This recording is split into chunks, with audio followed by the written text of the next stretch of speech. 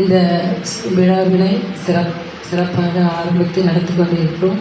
நிகிலா குடும்பத்தினருக்கும் மற்றும் ஐயா அவருடைய அப்பா அவர்களுக்கும் மற்றும் முன்பு பேசிய பிரகதீஸ்வரர் ஐயா அவர்களுக்கும் மற்றும் பெற்றோர்களுக்கும் குழந்தைகளுக்கும் என்னுடைய காலை வணக்கத்தை தெரிவித்துக் கொள்கிறேன்.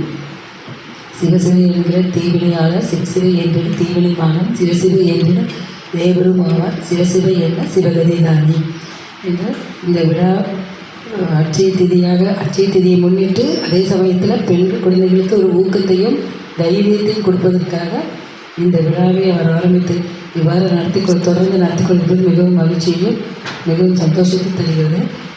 நான் உங்களை போல இருக்கும்போது நான் இப்போ எங்கள் அப்பாவை பார்த்தா ரொம்ப பயப்படுவேன் பேசுறதுக்கு.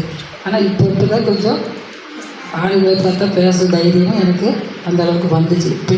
பெண்களுக்கு அந்த தைரியம் கண்டிப்பாக வேணும். நம்ம பெண் சக்தி தான் மிகப்பெரிய சக்தி. நம்ம சமுதாயத்தில் அந்த சக்தி இருக்கும்போது தான் எல்லா நல்லதும் நடக்குது.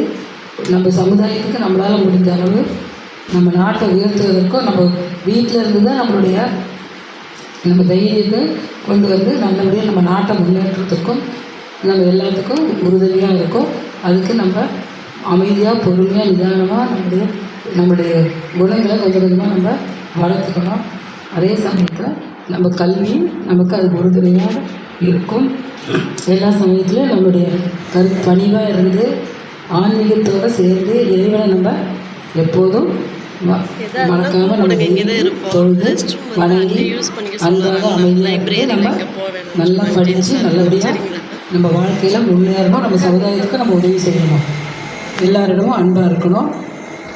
அதுக்கு அந்த யூடியூப்பில் பார்த்திங்கன்னா அஸ்விதா அப்படிங்கிறவங்க ஒருத்தர் பீடி தொழிலாளி. அதாவது அவங்க அப்பா அம்மா வந்து ரொம்ப வறுமையில் இருக்கிறவங்க. அவங்க எந்த ஒரு பண வசதியும் இல்லாமல் சின்ன குழந்தையிலேருந்தே அவங்க லைப்ரரியில் போய் படித்து அங்கே இதில் ஹார்வர்ட் யூனிவர்சிட்டியில் அவங்களுடைய படிப்பின் மூலமாக பண உதவி இல்லாமல் மெரிட்லேயே படித்து மறுபடியும் நம்ம நாட்டுக்கு தமிழ்நாட்டுக்கே வந்திருக்காங்க. அவங்க அந்த அளவுக்கு உயர்ந்திருக்கிறாங்க. அதை நீங்கள் யூடியூப்பில் பார்த்தீங்கன்னா தெரியும்.